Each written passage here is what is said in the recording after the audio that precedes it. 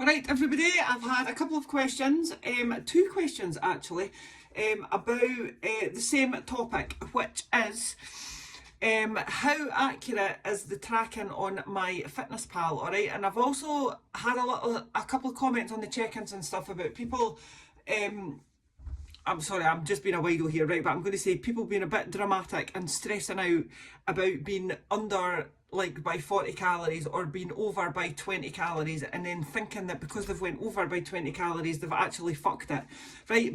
And I'm saying being a bit dramatic because I know that you actually don't know, right? So I'm going to tell you the reason for this, and hopefully that will allay your fears and continue to allow you to carry on in a non-stressful dieting situation, all right, or fat loss situation or whatever, all right? So the formula that we use to work out people's calories, right, is an actual scientific formula, all right? It is based on your age, your height, your sex, and your exercise, your gender, sex, your exercise activity, all right, your levels of exercise and activity, right? So it's a scientific formula. It does have a proper name, I just can't remember the name of it, all right? However, even though it's a scientific formula, it is not exact, all right? So that means that if I say to you, you are on 2,000 calories per day, right? And you're going to do 30% protein, 25% fat, and 45% carbohydrates, all right? It doesn't actually mean that if you go over or under by 1 calorie or 10 calories or sometimes even 50 calories, sometimes even 100 calories, that you will automatically drop shitloads of weight or the scales will automatically jump, all right? So it's not an exact science, even though it is scientific, all right? And I'll give you the best example that I can of this is if you go into the supermarket and buy a ready meal, right? So just say you go in and you buy spaghetti carbonara, for example. Right, now that spaghetti carbonara will say on the packet, this ready meal is 600 calories, for example, right?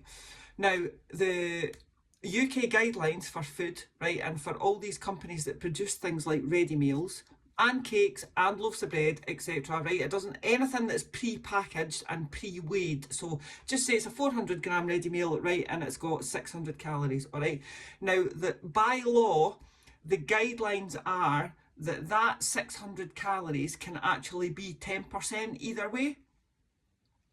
So that means that even though you are scanning my Fitness Pal and it says 600 calories, it could actually be 540 calories or it could be 660 calories, right? So straight away, you have absolutely no control really over how many calories are going into your body, right? So this is why I don't want you to stress about being slightly under and slightly over. If you're going to be 500 over, then we've maybe got a bit of a problem if that's consistent. But, right, so this is the basis. So if you go and get a Freddo at 95 calories, right, now Freddos they're all exactly the same. They've got the moulds in the big Freddo factory, all right, they pour the chocolate in, right, they will pretty much be 95 calories per Freddo, whether you buy the Freddo in wherever or wherever, all right, they all come from the same Freddo factory and it's totally cool, all right?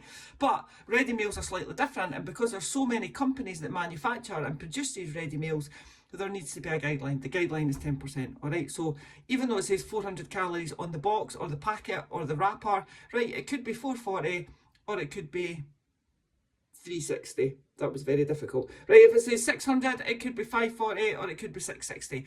So do not stress the small stuff, all right? Only worry about the stuff that you're in control of. All right. Ta-ta.